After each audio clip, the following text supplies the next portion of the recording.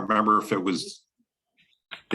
was you or somebody who had made that request, and I had sent, an email back saying, requesting that you not participate. I just want to let you all know that that's just not a normal part of our process to have the public involved. It was not by any means intended to not be transparent. And,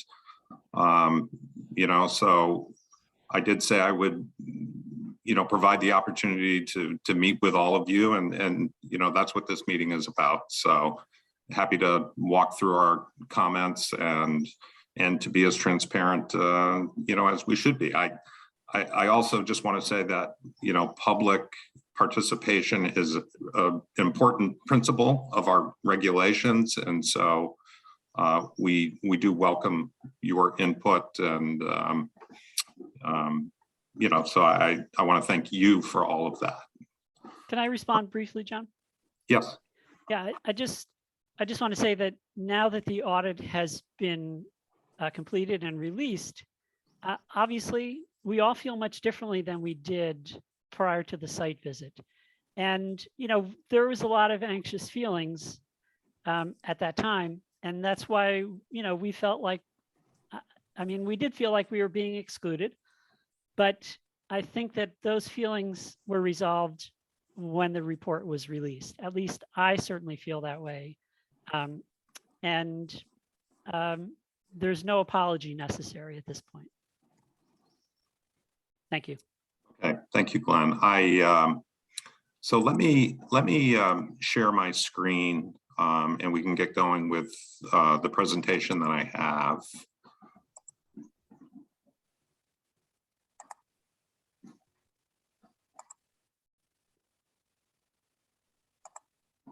And so hopefully everybody can see this. Please feel free to interrupt me if you want to ask a question, or I'm happy to answer questions as we go along. It's really your meeting. As you all are aware, we issued our audit findings on May 27th. Those have been uploaded to our website, where they are available under that RTN that's listed at the bottom here. You're welcome to share that with anyone, and everybody has access to those documents and what our findings were. So I just wanted to give a little bit of background about how did the Lunt site come into DEP's purview, and how did we get here? So there was a release reported by the former Lunt silversmiths back in September of 2012. And anytime we have a release, we assign what's called a release tracking number, which is shown here on the screen. And then that starts a series of requirements to meet certain MCP or Massachusetts Contingency Plan requirements. And you start with an initial investigation, and then you kind of fill in the gaps as you go along. You evaluate the risk to receptors at your site, and then there's a determination made of, do we have what we term significant risk? Do you have significant risk that requires further actions or remediation of a site? And then you hopefully are able to do that work, implement your remediation, and then you get to a level where you have no significant risk. And at that time, you're able to file some type of closure document, whether it's what we term a permanent solution, or it's temporary, meaning you've met the requirements for current uses, but maybe there's still some future concerns that a site has, and there's going to be some additional work and filings. For this site, as you all know, they got part of the way. They filed what's called a phase 2. It's essentially the assessment portion and the risk assessment. And so that was the bulk of our audit and what I'm going to focus on. But after that release was reported by Lunt, Lunt informed the department that they had entered into bankruptcy and didn't have financial means to conduct any of the work that was required. The city came along, and I think it was, I gotta just minimize this here. The city came in late 2014, took the property for the non-payment of back taxes. And the department then subsequently issued to the city what we call a letter of responsibility in March of 2015, which identifies that the city can conduct the MCP response actions voluntarily. They're not required to, they're not identified as a potential responsible party. However, if they do conduct response actions, they certainly have to do so in compliance with the MCP. I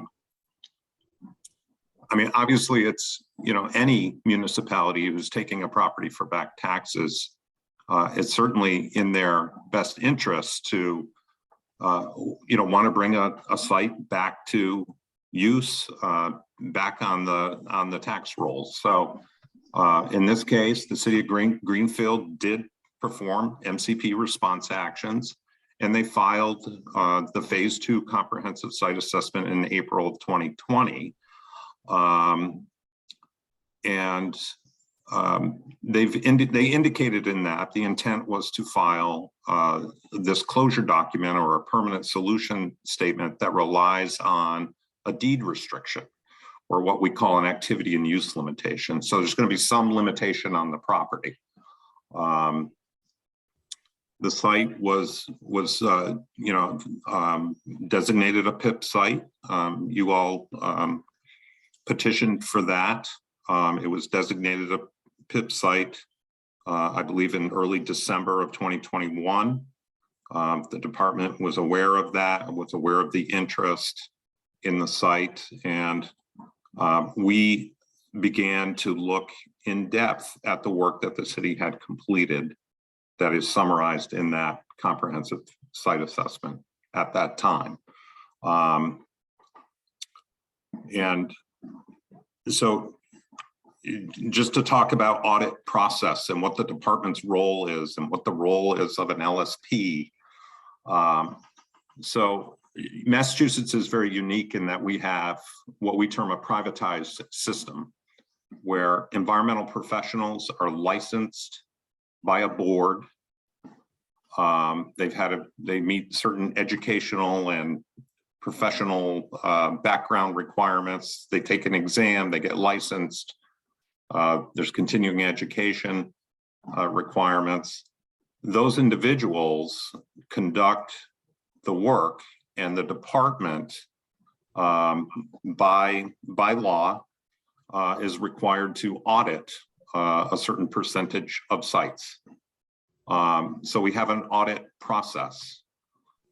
There's 3 levels, and I'm not going to get into all the levels because it's really not important to this, what I think you're most interested in.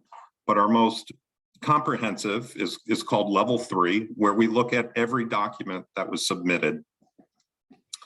And we determine compliance with our regulations or the Massachusetts contingency plan. And at the end of that, well, let me back up. So the first step in that is, we may start an audit.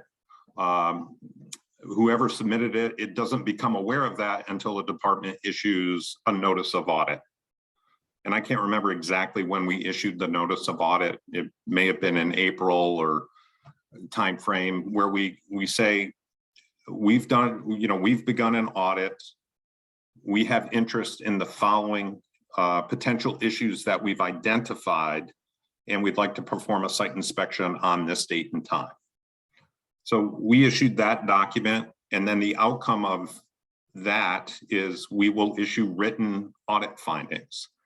And there's a few different outcomes. We could look at all of it and say the work meets the requirements of the Massachusetts contingency plan. There are no violations, so there would be no further action. We could, as in this instance, issue what we term a notice of non-compliance. We provide notice of, here are the areas where we think you are not in compliance with the MCP, and here are the steps to correct. Obviously, that's what we did here, and that's what I want to focus on tonight, and allow you to understand maybe why we came to those conclusions and ask your questions. And then there's one other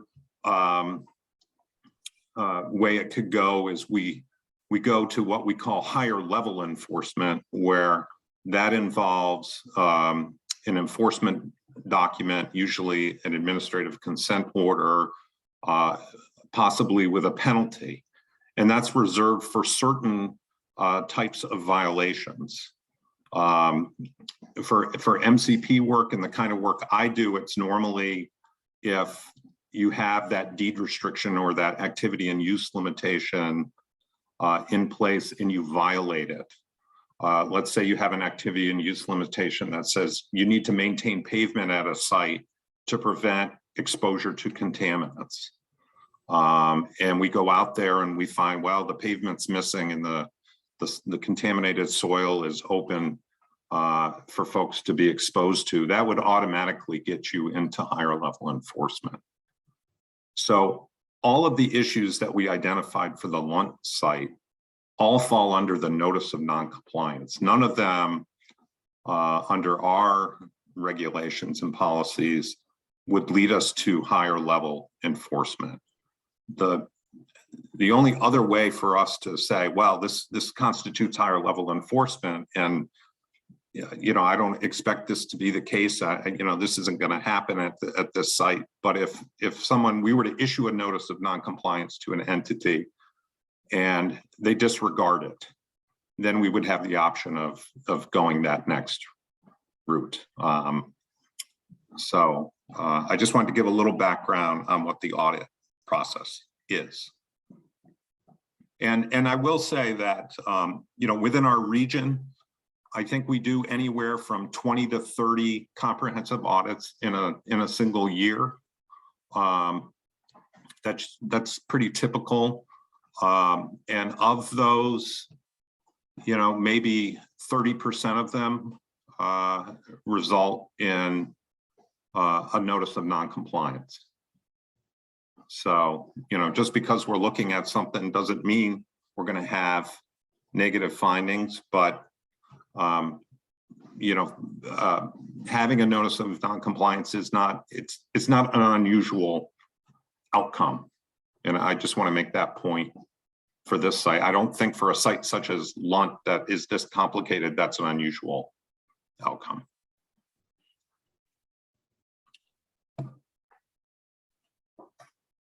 So let's talk about what the findings were. I think anytime you're looking at a site, you start with what we term a conceptual site model for what is the source of contaminants, how are they transported, who are the affected or the potentially affected receptors. And I'm using this figure that was in that phase 2 comprehensive site assessment because I think it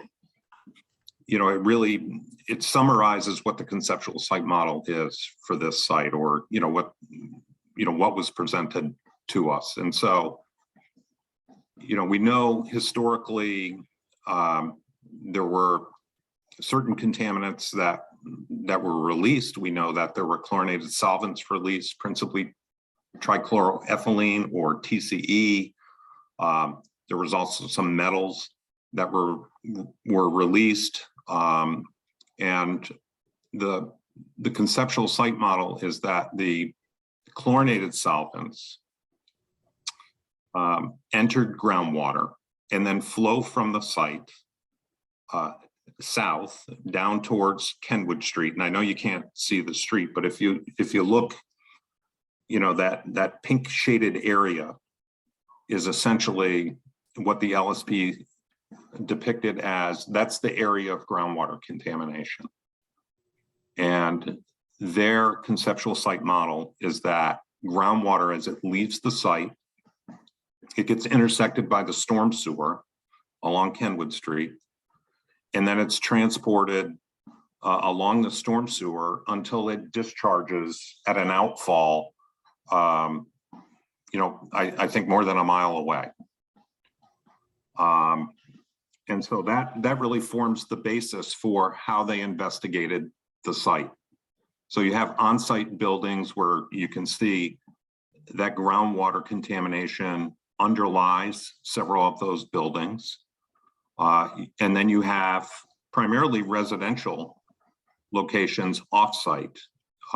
So when they looked at this, they have presented data, and their conclusion was that the groundwater is intersected by that storm sewer, and it would not have impacted off-site residents. And they based that on some data that were collected. I think what's primary at issue with the department is we're not convinced that that storm sewer system is indeed capturing all that contaminated groundwater. And as we talk about our findings, it's really, we are asking them to collect additional data to support their conceptual site model. And we can talk about what we looked at and what we saw that led us to those conclusions. So let's just get right into the findings. So the first one, and I'm not going to read the whole thing here, I'll try to summarize it, but the finding was that essentially the way we look at the area of contamination, what we term a disposal site, is anywhere the contamination has come to be located. And there's a requirement that you depict that.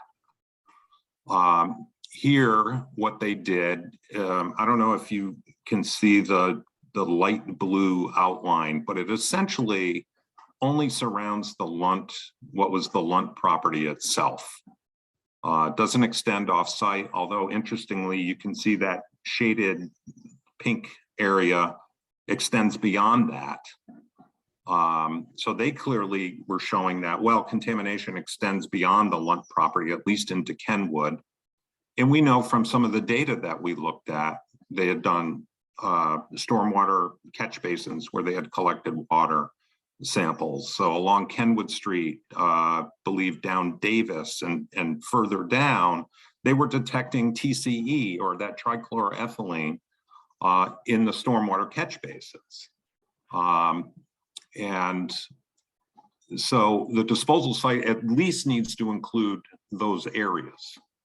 The other thing is that both the DEP and EPA did some air sampling back in 2013 and 2014.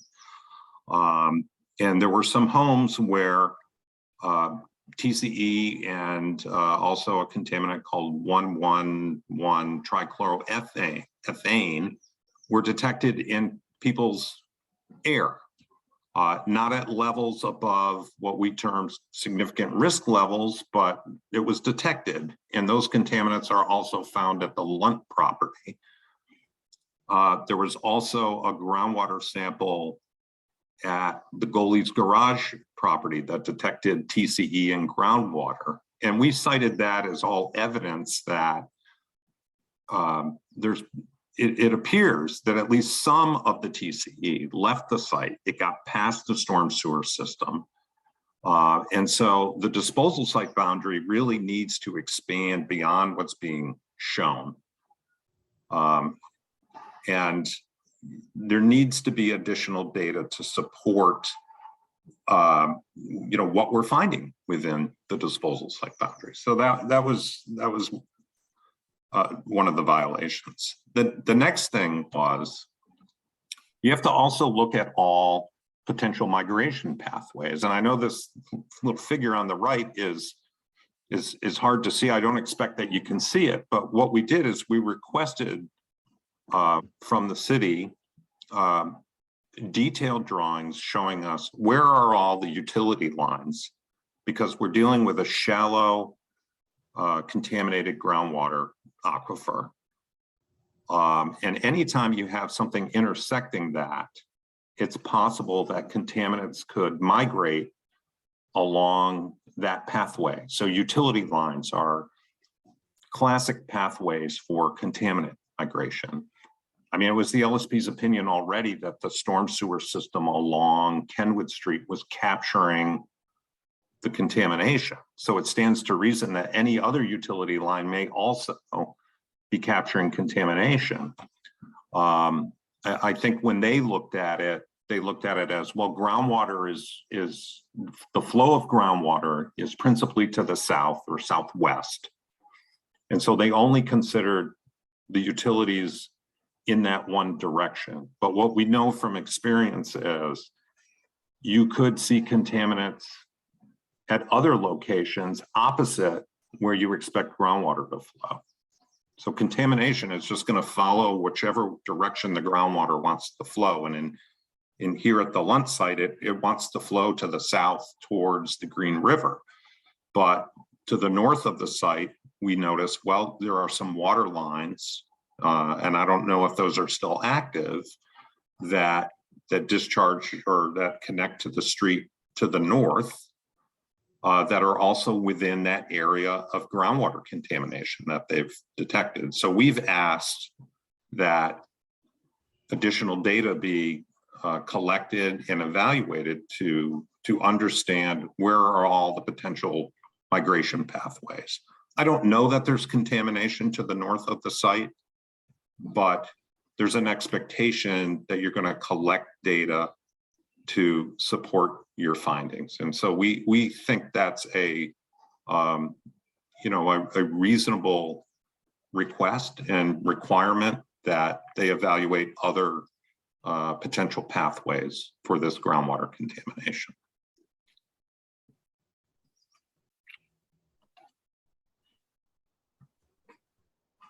These next two are they're really related. In order to understand how a contaminant is migrating or where it may have gone, you need to understand something about what's the source of contamination, and then what we term the hydrogeologic conditions. Where does groundwater occur in relation to those sources? How is it flowing? What's the rate of flow? What's its direction? And so when you're developing a conceptual site model, you need to have all that information such that you can know where to put your sampling points. So if you put a groundwater monitoring well in, but you're not in the area of groundwater flow, you're not down gradient of that contaminant source, well, you could conclude, well, I don't have contamination, but you wouldn't be in the right location to make that case. And so when we looked at all the groundwater data, and the data is admittedly, as we pointed out, we think it's somewhat limited to make broad conclusions about what groundwater is doing here. Again, we talk about the stormwater, the discharge to the stormwater system along Kenwood, and I think it was the LSP's opinion that that system is collecting all of that contaminated groundwater coming off the Lunt site. We're asking for more data to support that. I don't think we can conclude that that's not true, but at the same time, we need data to support it. I think what was presented to us was theoretical in nature, saying, well, it makes sense that it's discharging to the stormwater system. But as you all know, being there, we also have a residential neighborhood and those sensitive receptors right down gradient of this contaminated plume. And so we need to make certain that that contaminated groundwater is not getting past that storm sewer. And if it is, then there needs to be appropriate sampling to evaluate potential exposure to either shallow groundwater or contaminants that may be entering the air inside people's homes. And so that would be the focus of the next stage of work. The other thing that we mentioned in this is in source. You know, the LSP here said, well, there's two primary sources. They appear to be pretty shallow. When we looked at all the data, and even looking at some of their conclusions, we think that it's possible that there are other potential sources out there. Something that's called a DNAPL, or a dense the technical term is dense non-aqueous phase liquid. It's essentially, it's a heavy oil. So if you have oil that has a specific gravity greater than 1, it's heavier than water. When it hits the groundwater, it doesn't stop until it hits something that's going to prevent it. So a really fine-grained soil under in the subsurface. So based on the groundwater data, we know that there's potential for DNAPL out here. Now, there's a really low permeability geologic unit, which is called glacial till, that's probably preventing the migration vertically. But what we don't know is that contributing to groundwater contamination beyond where that storm sewer is located. Again, we don't have a lot of groundwater data to support that. So that is something that needs to be evaluated.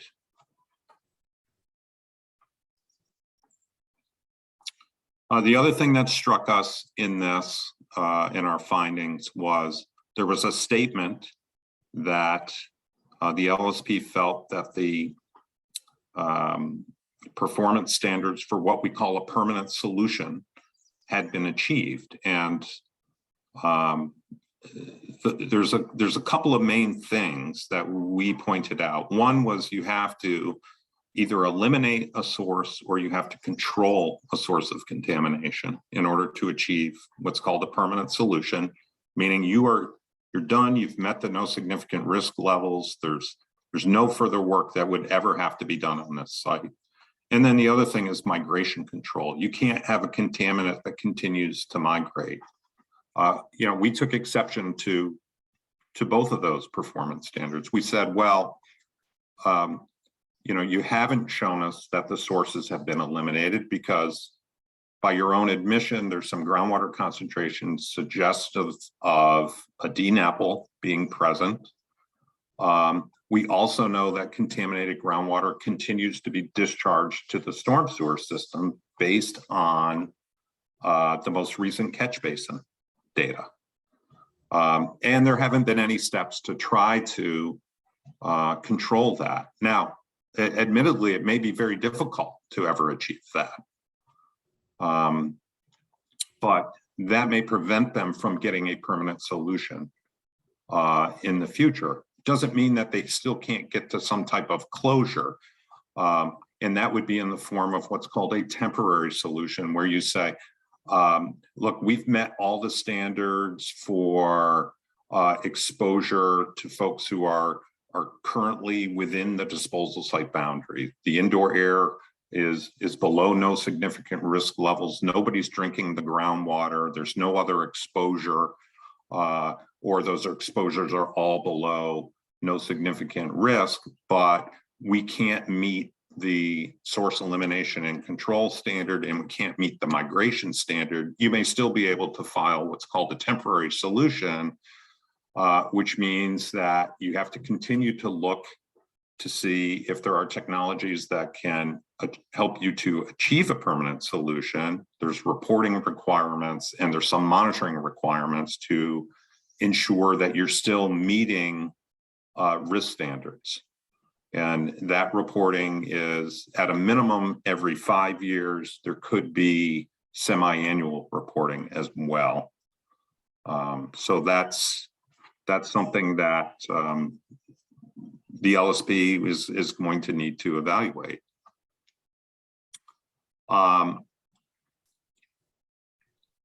of the things our risk assessor picked up on in the photo on the right-hand side, you see somebody that's situated inside a catch basin that's just off the Lunt property. It's on Kenwood Street.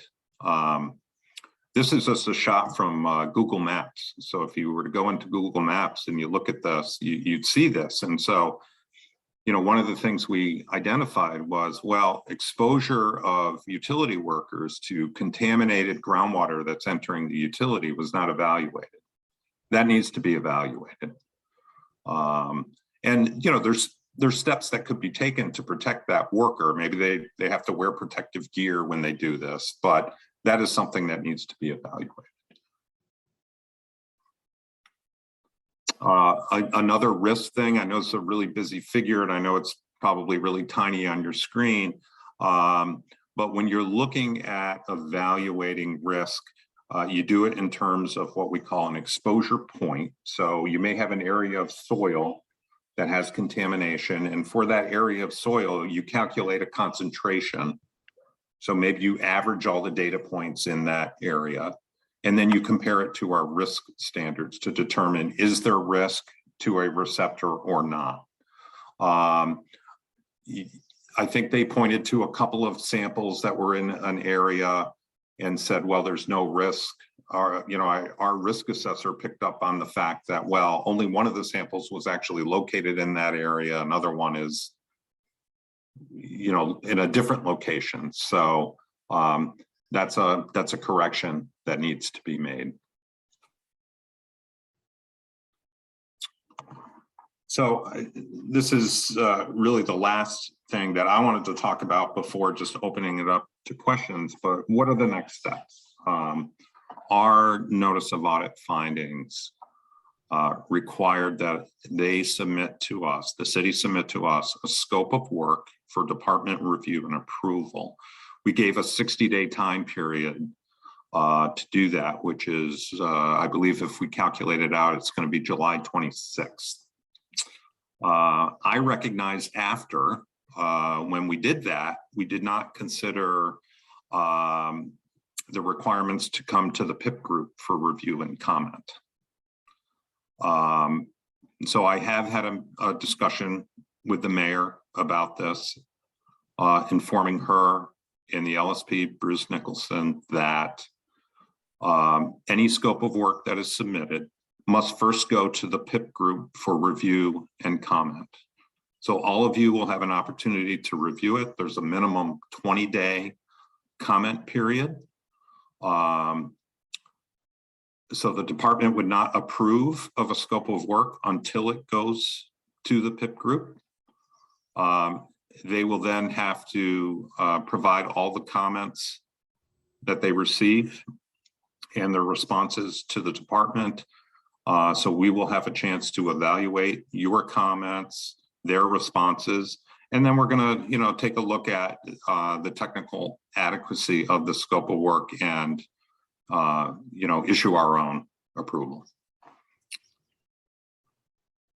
And so with that, you know, here's my contact information. I think you all know how to get a hold of me. I am in Springfield. I do have a 617 number because it's a cell phone. It's a state issued cell phone, and apparently they only issue them with Boston numbers, but I assure you I am located in the Springfield office. So with that, I'm going to stop sharing and then I'll open it to all of you for questions, and happy to try to answer any questions you may have. Yes, Ginny?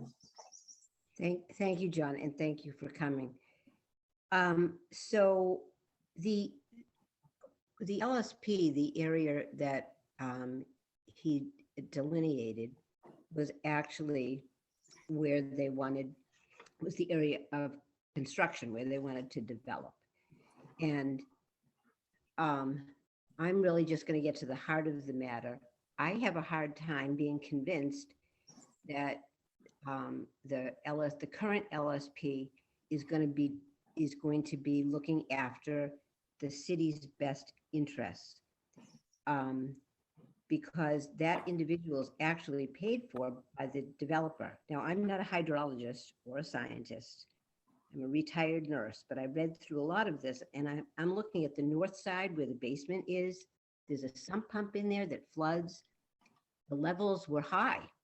I forget which levels they were, and you would know that better than me, and probably Nancy and Glenn. But I was involved in this project since it went before the planning board many years ago. And I've sat in that parking lot and I can see how the water flows. And I found it fascinating that even though the developer actually owns Unit A, which is the Center for Transitional Assistance, that and the highest reading that one of the highest readings that they had found was on the north side. I just am lacking trust that this individual is going to be, you know, really looking to delineate the boundaries of the contamination. After 10 years, we still don't know where it is. So I don't want to put you on the spot, but I am. I'm just forewarned, so you have a few seconds. I'll keep talking so you can think about it. Oh, that's okay. No, I look, I Somebody's going to be overseeing him, but I thought, who's paying the bills for this is the developer, not the city. yeah. And so I don't want to give anybody a hard way to go, but I want it to be fixed up, and I want to honestly look at where the edges are. Goalie's Garage, I read what he wrote, and they had a minor spill like years ago, and they had something reported to you all. But in the reports that I read, the numbers that they had of TCE were not reflective, and the pathway that it went. I'm probably not describing this in the correct terms, but you get my drift. Their levels are so much higher, and it could not possibly have been from whatever it was that they'd had on their site. And so, what do you think about that? That's my question. Yeah. So let me say a few things to that. So first of all, the department is now involved in this project. This has gone from, you know, a privatized cleanup where the LSP is making decisions and making submittals, and it may be audited, to the department now has involvement. It is why we asked for a follow-up scope of work to be approved by the department. So if we feel that the LSP has presented something to us that's not adequate, you know, we have say in that. We can require the city to do additional work that the department feels is necessary to meet the requirements. The other thing I need to say is the department does not dictate who the LSP is. We have no say in that. There's an independent LSP board who licenses these individuals. You know, as I think I stated at the outset, they have to meet certain educational requirements and you know, have certain professional background to do the work. They are subject to the rules and regulations of that board. You know, I know Mr. Nicholson is an LSP in good standing. I think if you were to go research him on the LSP board's website, you would find that. Now, it doesn't mean that we agree with everything that he found for this site. I think our biggest point of disagreement here is, you know, he may be right on some of his hypotheses, but we're asking for additional data to support that, to ensure that the folks who use the facility and the residents aren't being exposed to contaminants above state levels. So, you know, I have the benefit of, you know, I see a lot of LSPs work, not just Mr. Nicholson's, but LSPs all across the state. And it's not unusual that the department has some findings for a historical site, such as a Lunt site that has, you know, TCE is a pretty, you know, it's a pretty complicated contaminant. I mean, we're talking about, you know, we may have dense oil, we have stuff that's flowing in shallow groundwater. There's various potential pathways. But again, I just want to, reiterate that not only does the department have input on this, all of you have input on this. And so I think things have changed a little bit. I mean, if the city elects to continue with Mr. Nicholson, that's the city's, that's their prerogative to do so. The department would not weigh in on that. We don't recommend folks. We can't dictate who they choose. We're only looking at the end product and does the work meet the MCP requirements or not.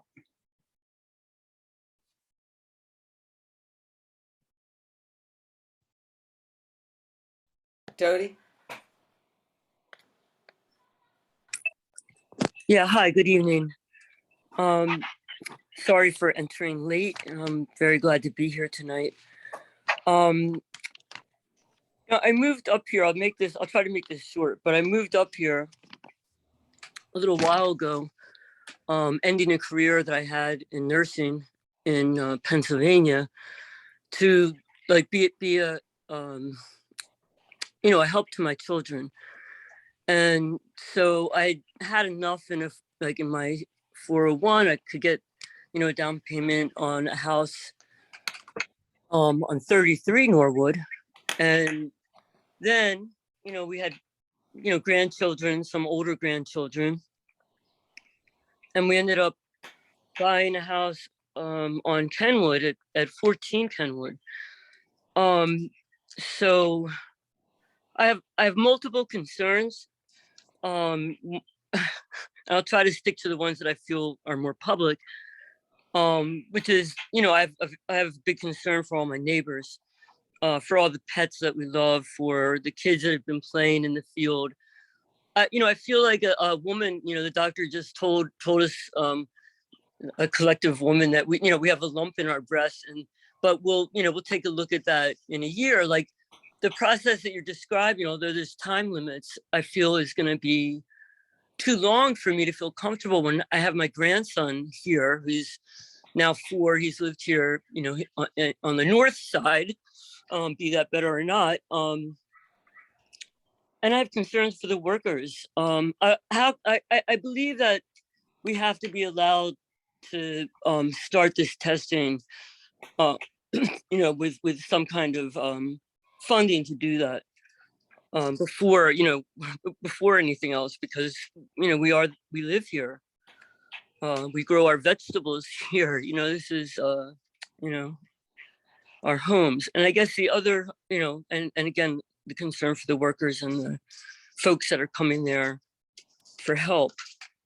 I'm just wondering, can't we also take one of those pictures that kind of looks through, I forget, there's a fancy or a technical name, but it would take a geographic or a geological, I should say, picture of what's underneath. Is that anything that's possible to do to get a better understanding of what's being stored and how deep it is and that kind of thing? Okay, I'm done. Thank you so much. Oh yeah, no, thank you for your question, and we do share your concern about exposures, and we want to make sure that the sampling is done as quickly as possible, and is done correctly. I think there are 2 principal exposure routes that we're concerned about. One maybe more so than the other. One is the contaminated shallow groundwater, and is anybody exposed to that? We know that nobody's drinking it. It's not a drinking water resource.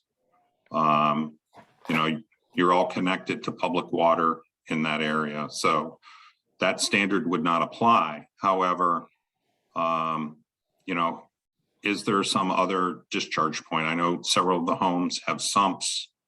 Are people utilizing that water? And how are they utilizing it? And then the other thing is probably the most, I guess the most significant potential pathway. And I'm going to say potential because remember, we do have data on indoor air exposures. Contaminants in shallow groundwater can off gas and enter a living space. And that's true for both the Lunt property and it's true for residential properties that may be within the boundaries of that groundwater contamination. And, you know, I think that's really, really at the heart of the issue here. Their conceptual site model is it doesn't make it to the neighborhood, that contamination. That storm sewer drain collects it all and sends it out to the Green River. And by the time it gets to the Green River, it's either volatilized within the storm sewer or it's been diluted that you're not going to detect it. You know, we need evidence of that. Now, that being said, we know they collected, you know, we collected, EPA collected indoor air samples. And Doty, I don't know if 14 Kenwood, I thought 14 Kenwood was part of the air sampling. I think there were a total of 3 homes where site-related contaminants were detected. It was 20 and 22 Kenwood, and I'd have to look at my notes. I can't remember the other one. That there were site-related contaminants detected back in 2013, but they were at concentrations less than applicable standards. Now, we think that needs to be updated. You know, we don't think it's reasonable to rely on data that's nearly 10 years old where, you know, you still have contaminant sources out there, you still have groundwater that's discharging. And I hope that was made clear in our findings. And so we expect to receive a proposal or a scope of work that addresses those indoor air concerns. But I certainly understand your concern about that. And, you know, we tried to put a short enough schedule in here and you know, the PIP group it'll extend that a little bit, but I think that's, you know, that needs to happen. And I, you know, I'm hoping that we can get some indoor air data this fall, you know, starting this fall to confirm, you know, what we're seeing. And then as far as Norwood, which is to the north, again, you know, is it possible that some of that groundwater contamination was discharged to the north along utility lines? That's something that needs to be evaluated. But all the data that, you know, I can only base things on the data that I have or where we see gaps.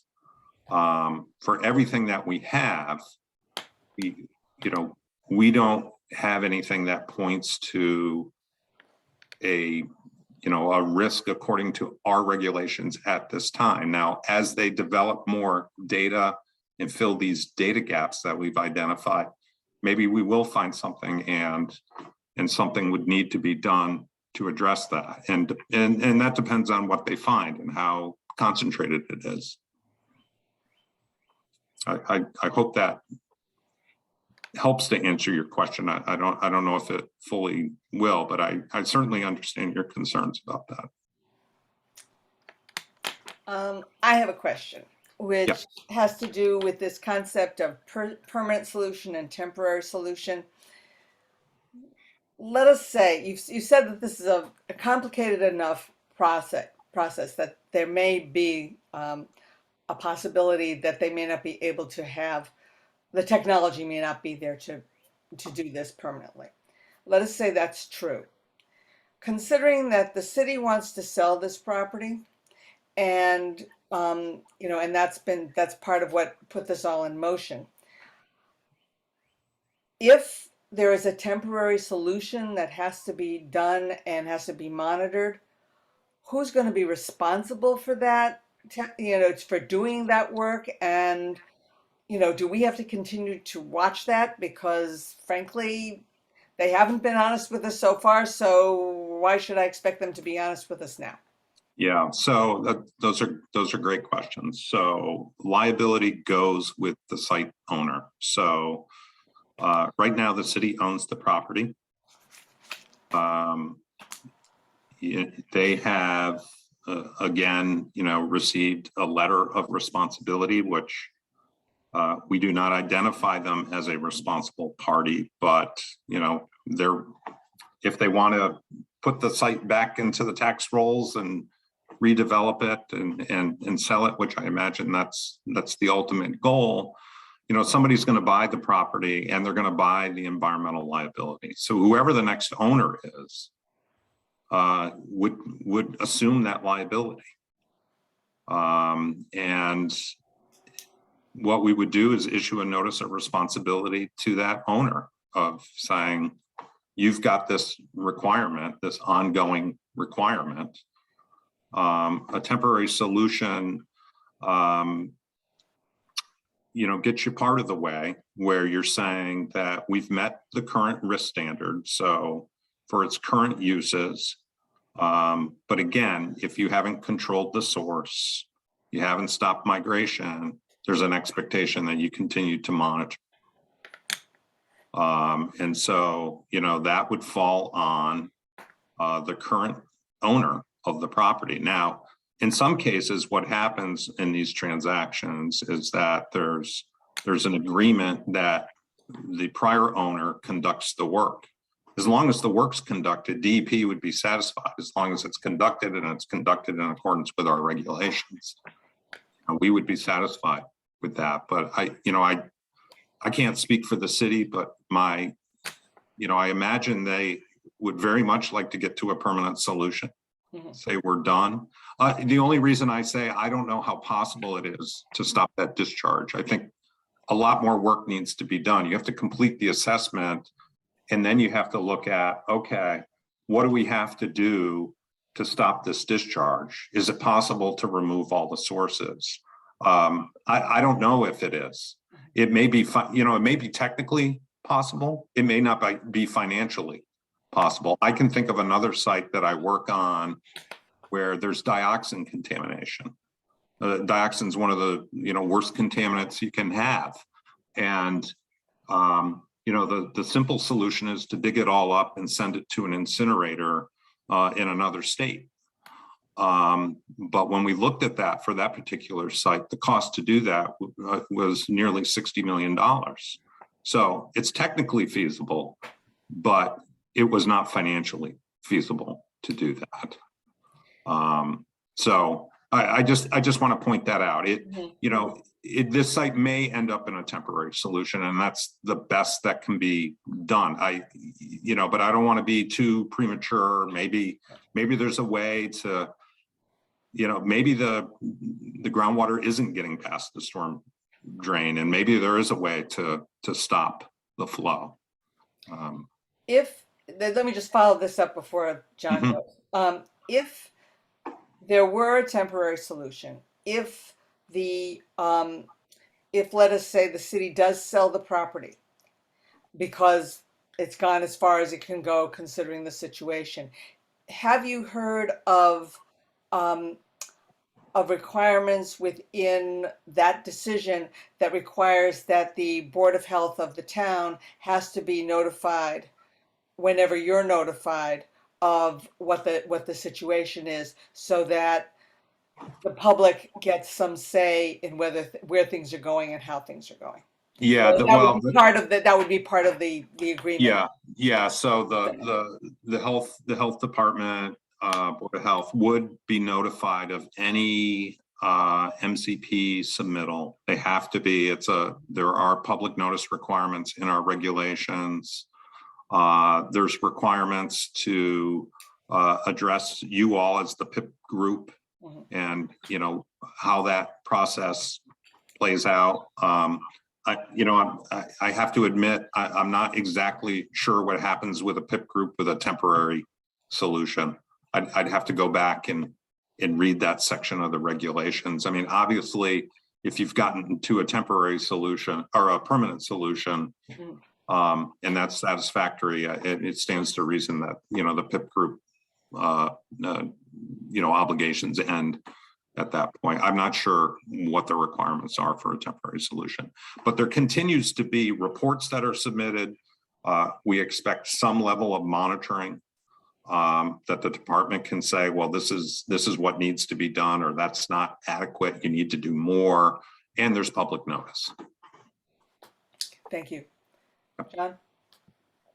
Yeah, I think my main question, I want to at some point come back to the AUL, because this issue had come up about people living at the facility 24/7. I know the community is really concerned about that, but I wanted to shift a little bit to the PIP plan. I'm wondering if the DEP ever takes that over, because we obviously have serious concerns about interpreting the data, interpreting all of that information. Was the testing done correctly? Because I don't know if you saw the responses to the PIP questions, but it was pretty insulting. It was pretty ridiculous. They were like not even complete sentence answered to all of our questions. And we were even told it was done so perfectly that we should be praising them, not asking more questions. So there's obviously a serious problem with trust there. Obviously from you, we trust the information, you can explain it well. I don't think there's an issue here with that, but when we're getting it from the owner or the potential buyer, we don't even know if the answers were coming from the LSP. So it seems like the process isn't working, and it's certainly not trustworthy, and created a lot of anguish in our community and a lot of tension between the boards and council as we tried to interpret this data, which was frankly a mess, and we were lied to. So I don't know. I just don't know if that's something that's possible, or if you could address that. Yeah, it really, the department is not involved in running the PIP process. It's really a relationship between who's conducting the response actions and the PIP group. I understand your concerns. I did watch the presentation that was provided to all of you, and I can't remember when it was that in mid-February. And, I did mention to the city that, I think what's really helpful to establish that relationship is to give a presentation to folks, give them the information, explain it to them. But there's not a requirement of how you present that data. Where the department can act is, we're going to see all your comments. We're going to see their responses to the comments. And then ultimately what we need to determine is, have they met the standards, the performance standards of the MCP for the various submittals? Obviously, in this case, regardless of what they said to all of you, obviously we found that they haven't met those performance standards. And so that's really the department's role, is this oversight role to ensure that, those standards are being met. And I think where this site is now a little bit different is we're involved. We're involved now. We recognize there's some significant issues that need to be resolved. There's some significant data gaps, as we point out, that need to be resolved. The department's going to have a hand in evaluating their responses. I wish that the process was going better for all of you. I hope we can get there. I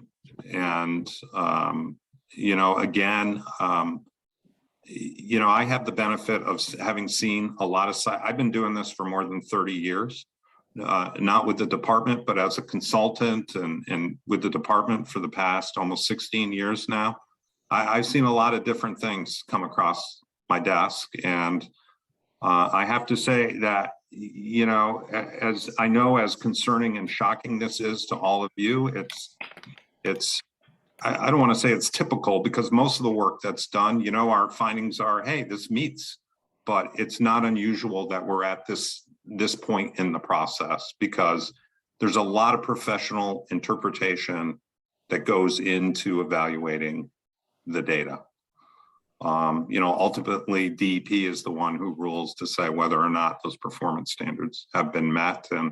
And we need to look at the data, and we need to provide a reason why we don't think meets. And I think we've done that. I hope we've been effective in doing that. I don't know, John, if that answers your question, but. Yes, no, I appreciate that. And again, I just wanted to say, like the others here, I really appreciate your being here. I appreciated your report, and we've all been learning a lot. I'm not a scientist by any means, so it's been a really difficult learning curve, but I really appreciate it. The last question was about the AUL, because there seemed to be questions about, they were sort of using a very simple definition of it that didn't seem to, this idea that you would restrict the use when people were living in this facility for months, 24/7, was really concerning to me, and it just didn't seem to make sense. But they were saying it's allowed by law, and I didn't.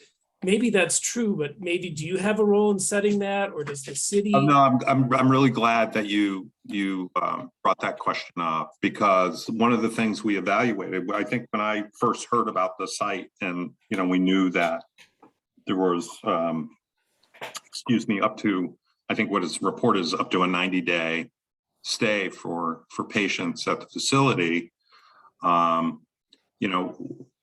When we looked at the risk assessment, and what our risk assessor confirmed for us when he looked at it, was they evaluated the exposure as if somebody were living there 365 days a year for the next 30 years. So they applied the residential standard to the indoor air exposure.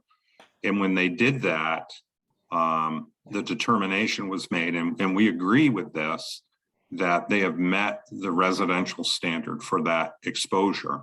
Now, that's based on those two passive systems continuing to operate to control contaminants coming into the buildings.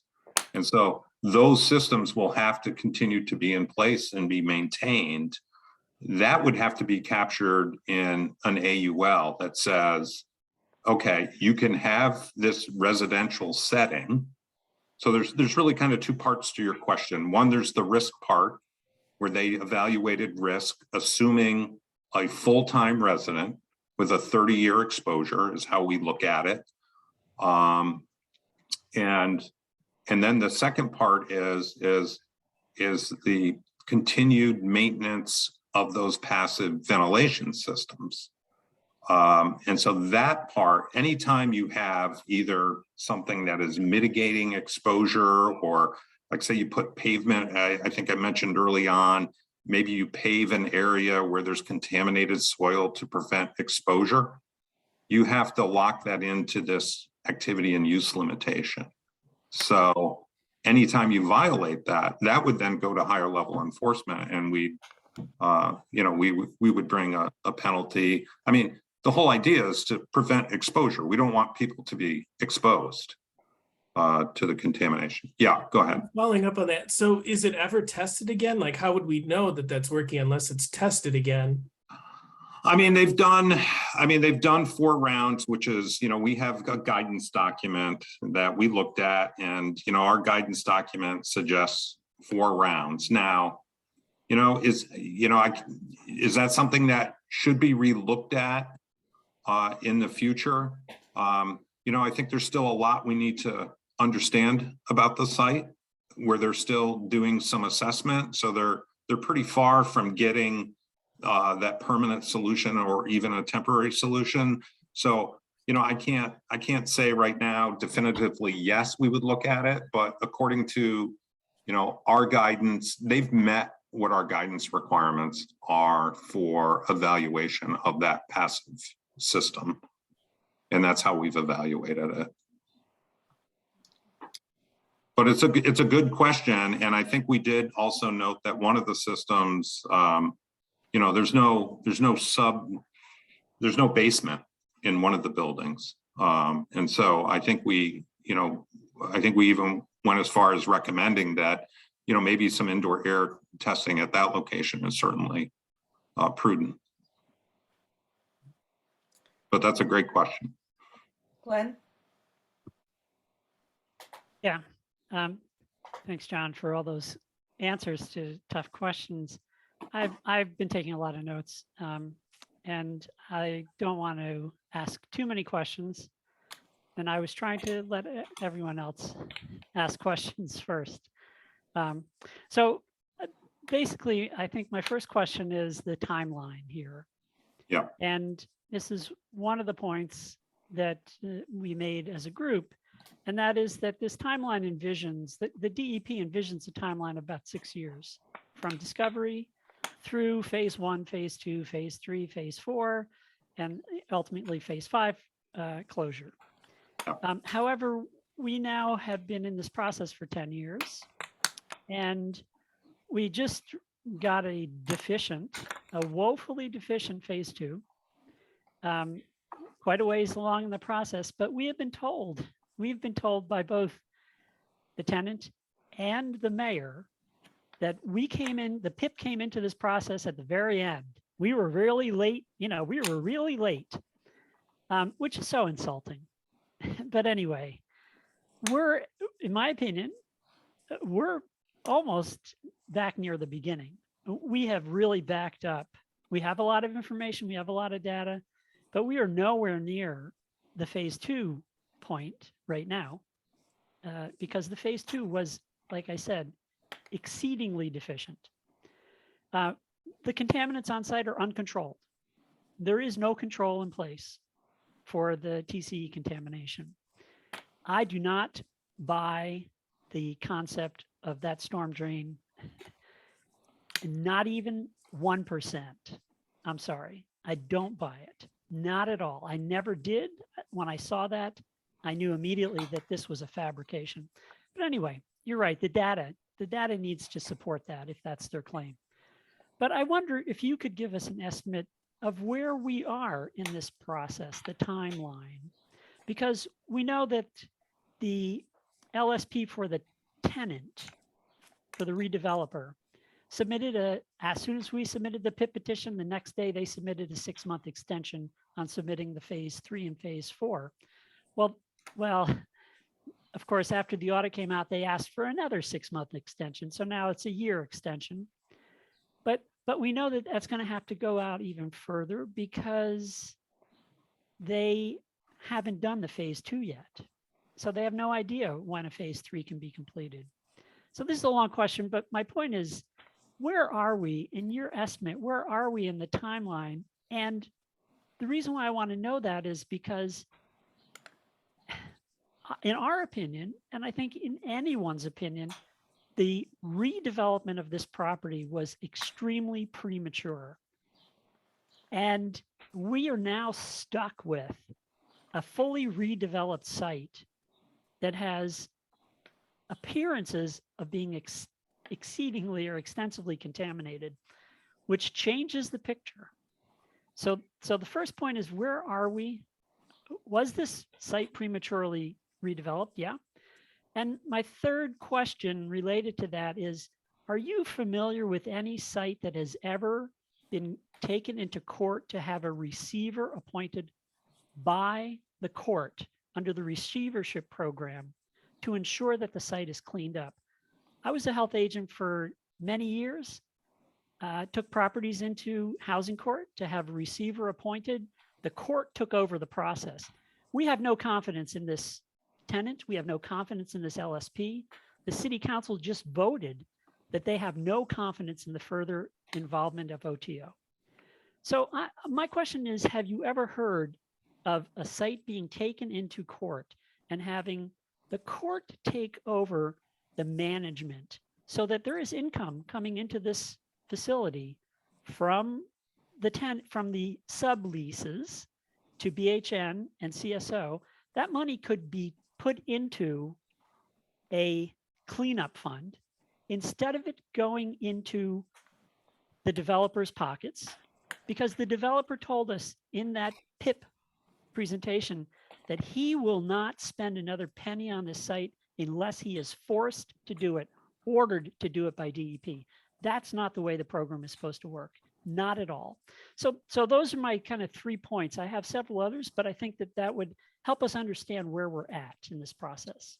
Sorry to Yeah, go on so- for so long. No, not at all. I'll try to remember all of this. The receivership question, Glenn, I am not aware of that. That's not something I've ever been involved with. I guess I really don't have an answer for that, but one thing I want to make clear to everyone is, the city, by our regulations, the city, took this for back taxes. They have some exemptions from liability. The city is not considered a responsible party in this.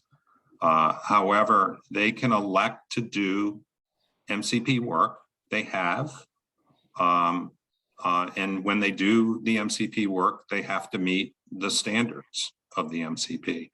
Now, it's equally true that the city could have left the site as is for all these years. And, and we certainly want to get this to a point where we're moving along in the process, that people are not being exposed.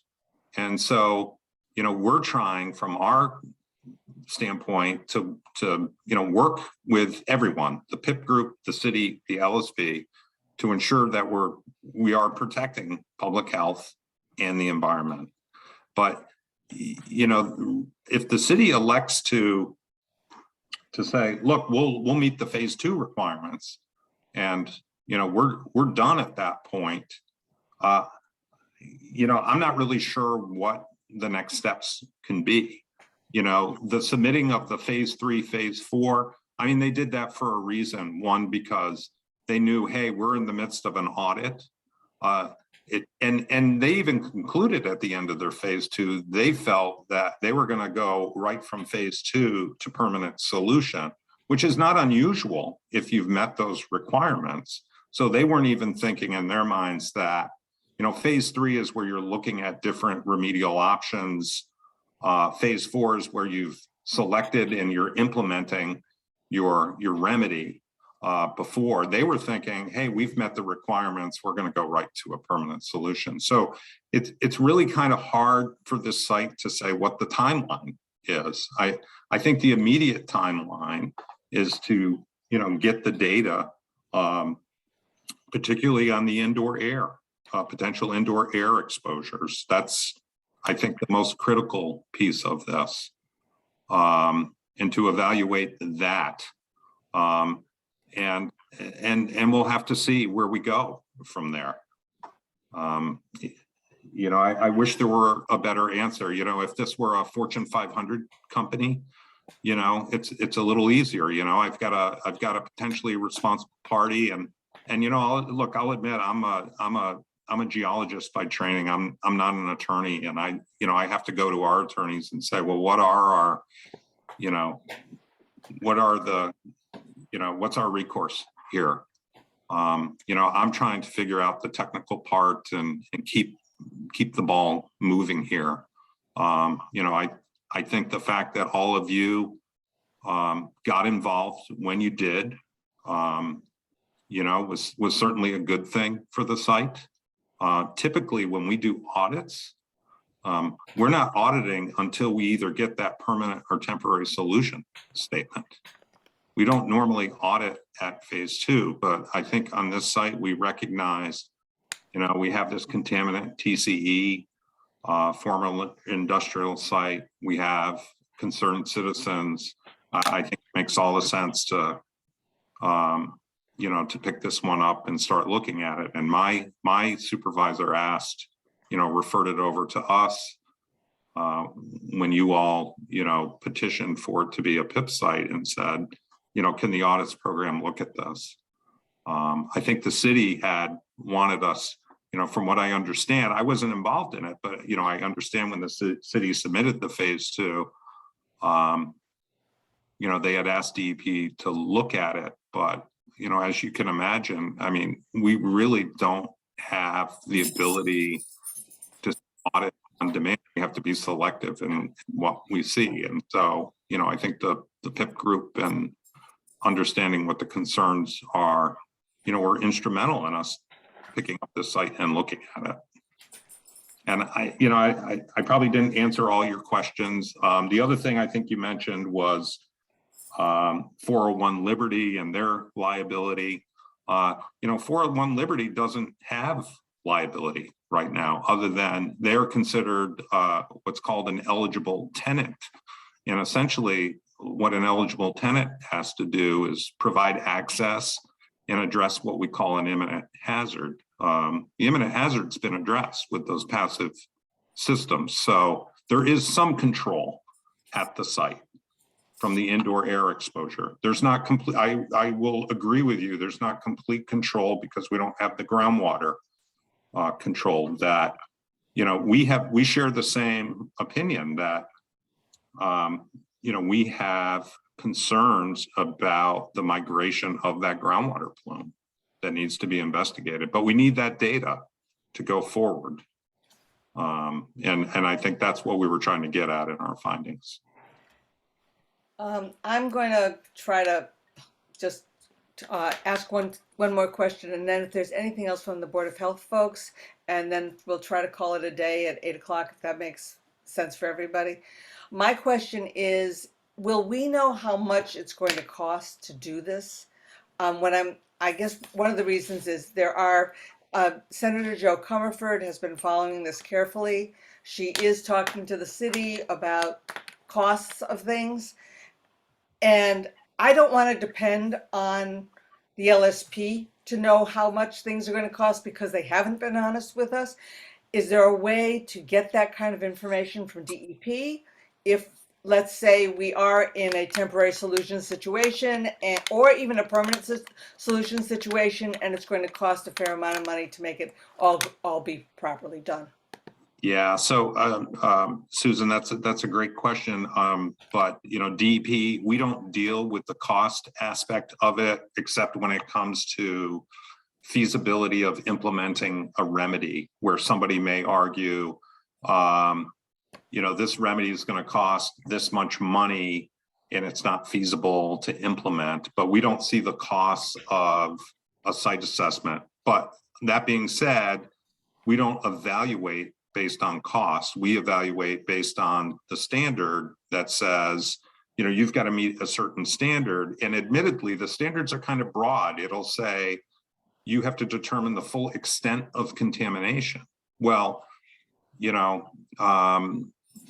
that may mean things, different things to different LSPs and different DEP folks. And, there's a lot of professional judgment that has to go into that as to, well, what do you think is the extent of contamination? So, the cost thing, unfortunately, no, I wouldn't have that. I know there's the TAG grants. I don't know if you've all applied for a TAG grant where, perhaps, you can have your own LSP who's advising the PIP group, who could speak better to costs. I mean, I've been out of consulting for several years now, and I'm not sure exactly how much things cost. I don't think in terms of, well, how much is a soil sample, or how much is it to install a well? I could maybe ballpark something, but I'm not sure it would be very meaningful to anybody. Thank you. Glenn? Yeah, I just wanted to say that we definitely intend on applying for a PIP grant, but that the opening for that doesn't come up until next month, and then the applications aren't due until October, and then the money actually doesn't get dispersed until next year. So in the meantime, we have some real concerns about the city's access to technical support. And I don't know what the opportunities are for us to find any other financial stuff. I mean, we are working through the local politics.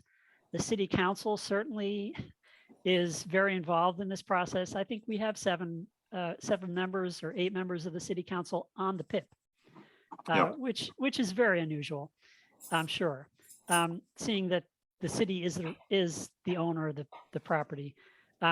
So, that's something that we're working through. But in the meantime, my career, I spent providing technical assistance to boards of health. That's what I did.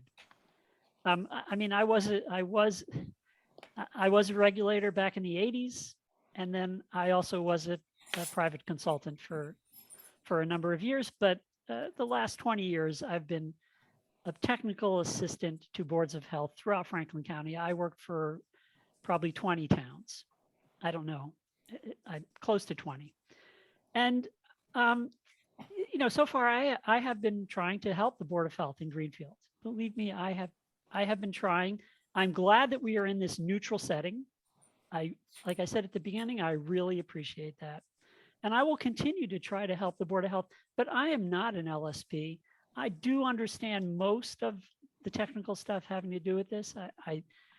But I think that the Board of Health needs technical assistance. And I don't say that to try to belittle them or anything. I say that because I need that help to really understand this. I'm not an LSP. And so I'm very concerned that we all need to work on getting some representation who is working on behalf of the interests of the residents, on behalf of public health, because as we've been discussing here, it's clear that this LSP working for the tenant is not working for us. And just to say that the city has not paid OTO or Mr. Nicholson a penny since at least prior to 2013. So there has been no LSP under contract with the city for almost 10 years. And to me, that really is really dodgy. That's really suspicious. And, you know, we're going to continue to raise that as a major issue in this situation, because I believe that the city does not have adequate representation and that the Board of Health does not have access to adequate technical support. And I'm going to fight for that. That's going to be my job, is to fight to make sure that the residents, the PIP, and the Board of Health has access to technical information, technical support.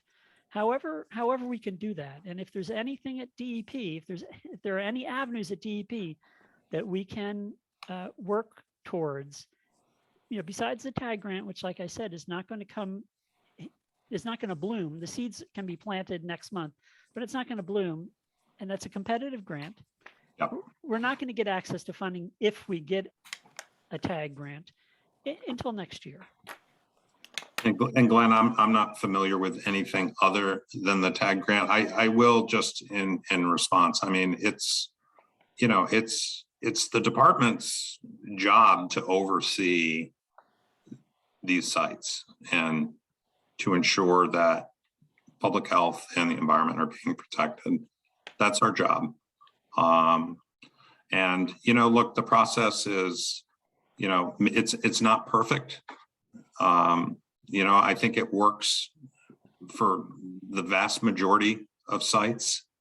You know, but again, I'll go back to, you know, this one's a little bit different in that, you know, the city's obligations are, you know, it's not typical where, well, it's different than if we had, I'd say, a large company with a lot of resources to do this.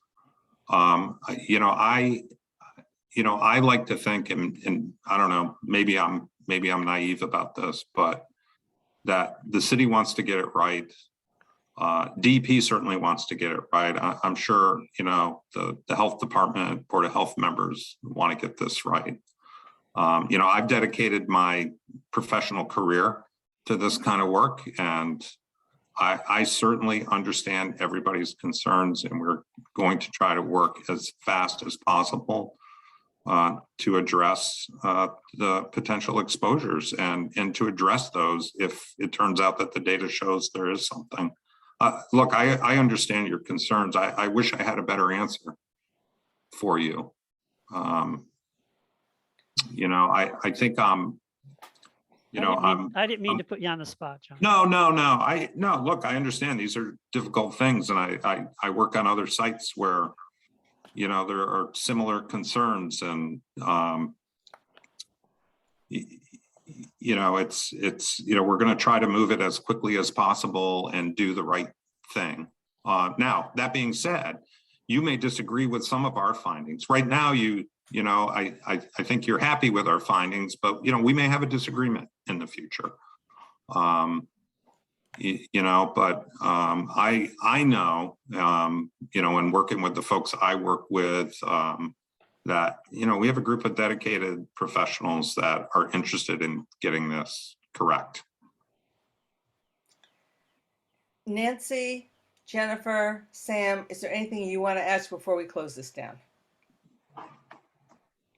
I have really heard everything that I want to hear. I don't have any questions. I'm clear about the process. I'm clear about the, I appreciate very much, John, if I can call you John. Oh, absolutely. Yes. That you're here, that you've taken the time, you've been, did a really good presentation of, you know, both the background and then the audit itself, and have answered questions quite clearly. And I'm satisfied that I have all the information I need as the current chair of the Board of Health to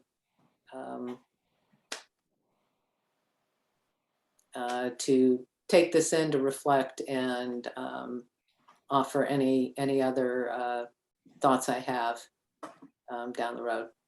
Thank you. Jennifer, Sam? I wanted to say that first, I wanted to thank Glenn and you, Susan, for inviting myself and the Board of Health to the PIP process meeting. It was very informative, and thank you, John. It was very clear, and in the direction that we're moving, and I second my chair. So thank you for just allowing us to be here to listen and learn along with you all. Sam, any last thoughts before we close this up? I agree. I think it was very informative. A lot of questions and answers were given, and it was very helpful. Well, John, I'd like to thank you on behalf of the PIP. I want to really thank you for taking this time. I mean, an hour and a half is a lot of time to put into this, and we truly, truly appreciate it. And, you know, we hope that it moves quickly and well, and, you know, as positively as possible. And we'll probably be talking again. We I'm thank sure you we very will. much. So I just want to mention that I'm going to be on vacation Good for starting you. on Thursday. I won't be back till July 25th. So I know that's a bit of time. Nice. You know, I know the city is working on preparing this scope of work, and you know, the next step again is for that scope of work to go to all of you for comment. I don't have an exact date on when that will be, but you know, I'll be discussing that with them when I return, if they haven't submitted it to you already. Great. Thank you very, very much. And thank you for everyone for coming, and we'll get this all off to everyone else in the PIP, and we'll be talking again. Thank you very much. Have a good evening, everybody. Thank you, John. Thank you.